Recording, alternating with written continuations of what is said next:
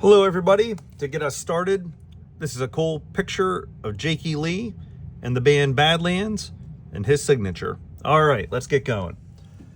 So I'm a very difficult person to shop for because I want what I want it now, and I buy it myself.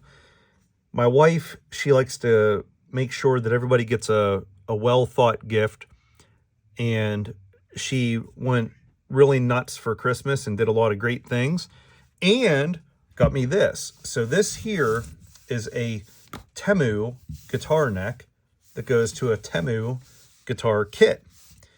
So the first thing I wanted to talk about was the instructions they give you. They give you a template to cut this as a Fender Strat head, but this one was already cut to whatever the hell this is. I actually thought about running this through the saw, cutting it at this angle, putting a paddle on it, and then cutting a Fender headstock on it. Obviously, it wouldn't say Fender. Don't worry. I'm not doing that kind of crap. Everybody that's followed me for a while knows I like Fender Strats, I like Charvel Strats, and I like that kind of headstock look. But with that said, I'm not going to do that. Here's the neck. Let's take a look. This is a fret rocker. So if you sight this thing down, it actually doesn't look that bad. The fretwork's not the best in the world. It's not the worst, but it's not the best. You could probably just polish that up and play it. But now you'll have to listen, because how a fret rocker works, you can feel it, but you also get an auditory signal. So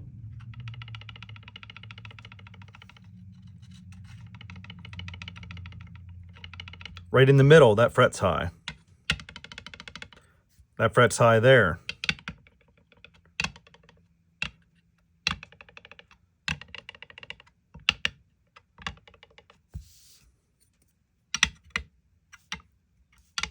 That's actually pretty good right there.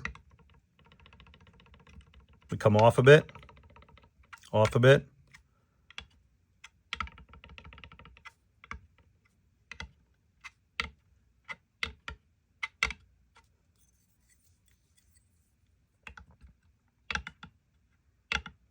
Decent. Oh, spoke too soon.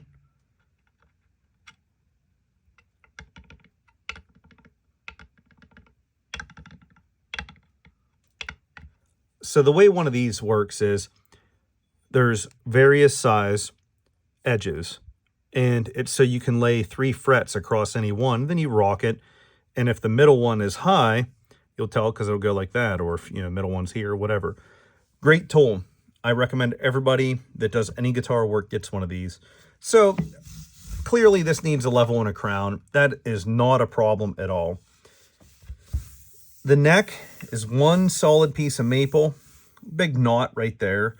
But I mean, what do you expect for a Temu guitar? I bet that's a 4mm adjustment. We'll find out here. Let's get in this box and get a little 4mm jobber here. And we'll see, does this neck adjust or not? But the price point was pretty good. She told me, hey, if you hate it, just don't do anything with it. Oh, look at that. Tried to tighten it, and it shot the wrench right back at me. Let's see where we're at here.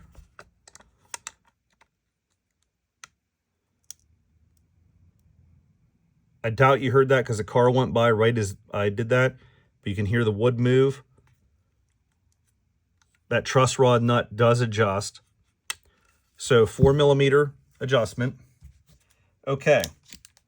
So what my wife was pretty much saying to me was like, hey, do what you want with it, but I thought you'd have fun working on it. If we look at that nut's about 1.5 miles high. And that's not a problem to fix. Actually, I think this would be a good time to show you a pretty good tip. And let's see here. I don't have one handy, but we'll pretend for 1 second here. Let me grab a tool, a very good one. Okay, so this is not the tool you would use to do this. But if you wanted to know the height you needed for your fretboard, you would take the sharp edge of a pencil. So you take a, do I have one here? Yeah. One of these guys here. You could file this in half so that the lead was level with the fret. And what you would do is once your frets are leveled and crowned, you take your pencil and you go across and you can mark your nut. In this case, I'd be doing it like this, just to show you for illustration purposes. You can see that these nut slots are not cut very well at all. So before I even get started, that nut's going to come out, and I'll take care of that. So let me put this away. All right. What do we know so far? The neck adjusts. I'm upset they cut the headstock the way they did, but it adjusts. I can replace the nut, piece of bone, that's a couple bucks. Fret level and crown. It happens to be one of the things at my shop I'm really good at, and that I get a lot of those jobs coming in, so I can make short work of that. Let's look at some of the other components in this kit. Here's the pick guard. This was this way when I bought it. I don't know if that's factory, if this was a return, or what the hell is going on. But I do want to comment about something here. Whatever child they had solder these, they did a great job. Yeah, the components are probably low quality, but the solder joints look really good. Now, let's open this bag of stuff. Back plate, springs, screws. I'm going to try and bring these close. Imposter Schaller strap locks.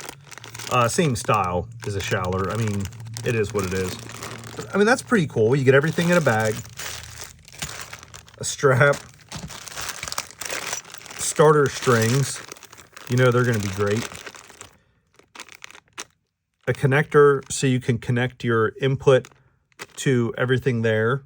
So trying to make it, I guess, more user-friendly to attach. The one thing I noticed, aside from this high-quality, fancy cable, is the bridge. So the bridge here is very, very light. Stand by for 1 second. I think my wife's scale is nearby here. Here we go. So my wife sells some small craft items, and probably shouldn't do that on a soft surface, so I use a box that came with a train set.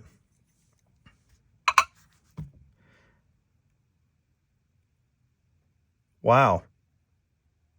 That's pretty lightweight. 4.6 ounces. Now, just for reference,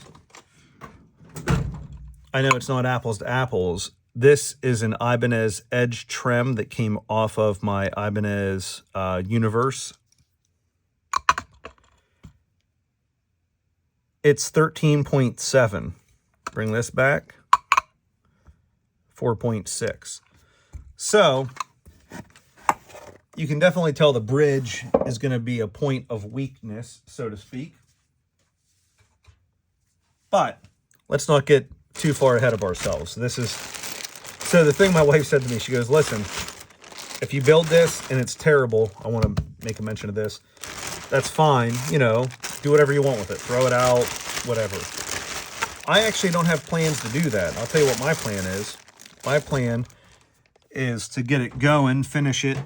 I'll record a video of it finished, and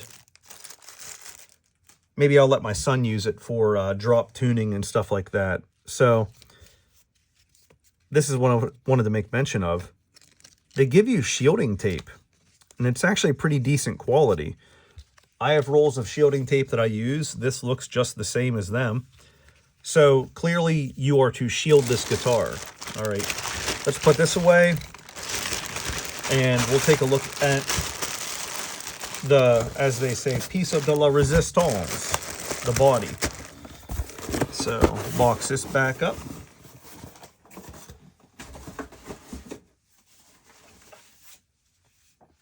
All right, here we go. So it's a multi-piece body. I'm not sure what wood they used. I've done a lot of carpentry over the years, and in a house, you would say this is oak. And if they made a guitar body out of oak, I don't know, that'd be kind of interesting to see how it sounds. But clearly, this is one of the pieces. And where are we at? Here's one of our seams. Okay. They go like this. And our next one is right here. So we have 1, 2, 3, 4-piece body. Is that, am I right on that? 1, 2, 3, 4-piece body. You can see one of the seams here in that range. There as well. Here is the burn mark that's Leo Jaymz or whatever. But this is routed single hum. I mean, you can have fun with this. It's already pre-drilled. And to be honest with you, it doesn't need much finish work to get to the next level. Everything's already contoured for you. And I don't know if I'll get this in the phone camera. Claw holes are already drilled. Check this out. I'm not going to finish it natural, but there's a little bit of flame to that. As the PRS fanboy people would call it, they would say that's curly. So pretty good looking. Now, normally what you would need in these circumstances, if you were going to take like a raw body and do something along those lines, you'd need a bit like this, one of these long ones. Not because you need it super long. You're going to come here, drill your holes, drill through the body for your cavity, your grounding and all that. This would be the longest, most difficult one here. Oh, I'm sorry. No, that's not correct. This hole just goes right to the cavity here for the cat's eye. But I mean, the whole kit, she was able to obtain it for less than what you would pay for one part from another kit. Now, what my intentions with this are, I'm going to sand it, grain fill it, vinyl sanding sealer, some base coat lacquer, and then a couple coats of clear coat, and see how I go from there. I'll do a couple videos, I guess, maybe along the way. You can see there's a little blowout when they drilled the hole for the neck pocket. No big deal, nothing crazy there. The biggest disappointment to me is that, and I'll show you here, they give you instructions on how to cut this into a Fender headstock. And yeah, I know, don't use license, trademark, and all that.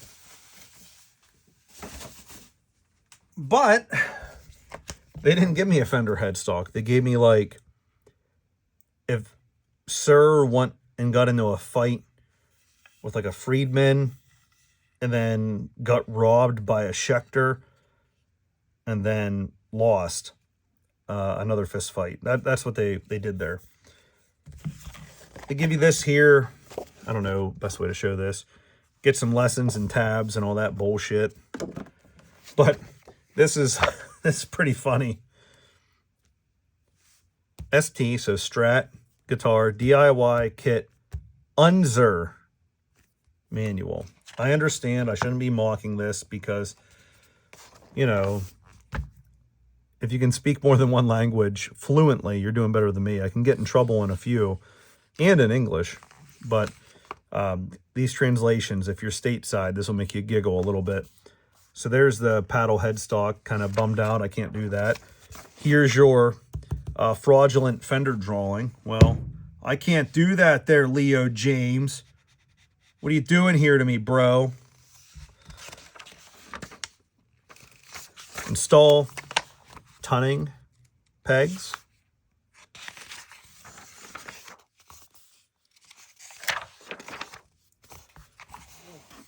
Do not fully tight.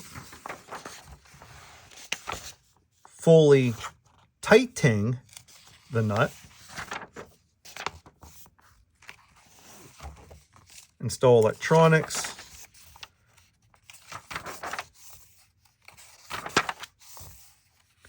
It's telling you where to put screws. Bolt the neck on the body. And this is actually correct. So you don't have to do this, but if you're putting a guitar body together, it's very easy to misalign where you're going. So what you can do is on your clamp, let's see here. I just reorganized my drawers. I apologize. So, oh, that clamp won't do it. We'll use this one. So on your clamp, what you do, you could put a piece of wood, like on this side here, that would go towards the fretboard. That way you're not marring your frets. And you don't have to crank it super tight. You crank it, and it's another set of hands, that's all. So clamps are always good. That's a good, correct step. Install the bridge, tells you how to do that. String this thing up, tighten her down. Do not fully tighten the strings, just stay. Get that tattooed on you. If you get this tattooed on you, I will give you a gift certificate for a hot dog. Next page. There is an angle for make the handle of the screw drive out of the body cavity for work easily.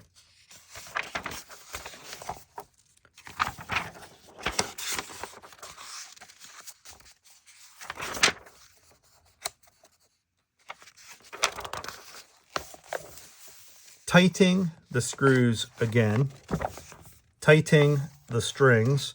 Just remember, it's tightening, not tightening, tightening.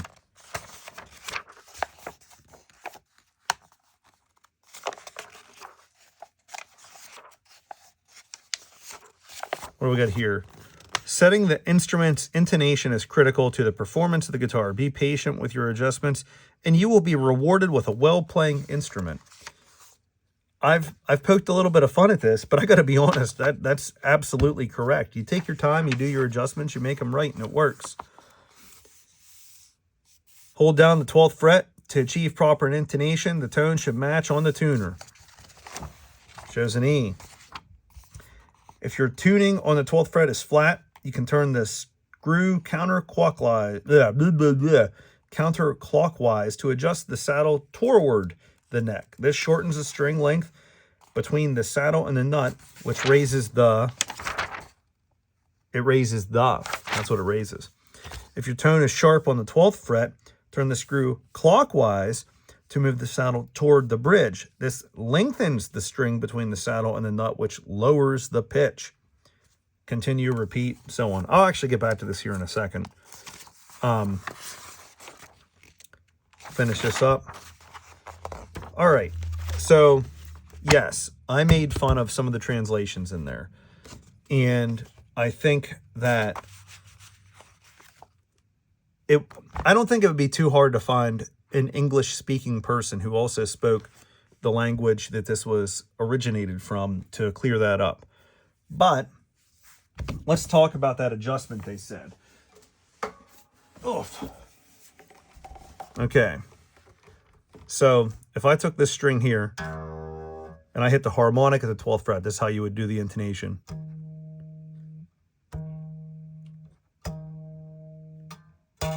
So harmonic,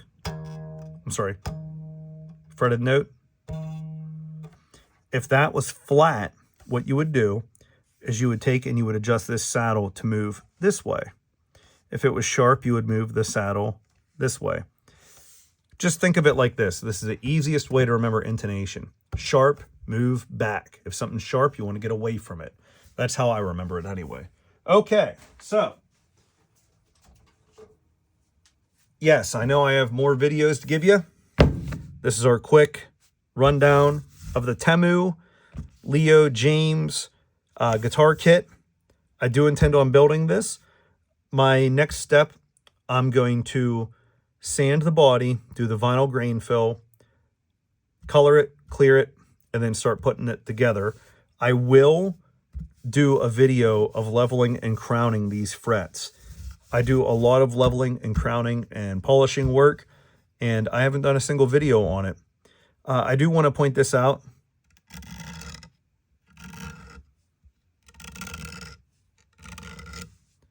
the fretboard wood, it looks to be rosewood, but it could be any type of wood that resembles that. It's very coarse. It would benefit from a polishing. So when I do my fret leveling and crown, I'm not going to tape this off. I'm actually going to polish sand the whole thing. All in all, my original skepticism was, does this adjust? If the truss rod doesn't work, the whole kit's garbage, but it clearly moves the neck. So get the frets going, replace the nut. If the tuners hold pitch, they don't have to be great locking tuners or anything. The bridge, if we're not doing dive bombs and all that, it doesn't have to be the best. The shape of the neck, it's actually comfortable. It doesn't hinder. I mean, it's not super fat. When I started playing guitar, you could not have gotten a kit that felt like this out of the box. So stay tuned. There will be a part 2, part 3, whatever. But here you go. 20 minutes with a Temu guitar kit. I'll see you soon. Bye-bye.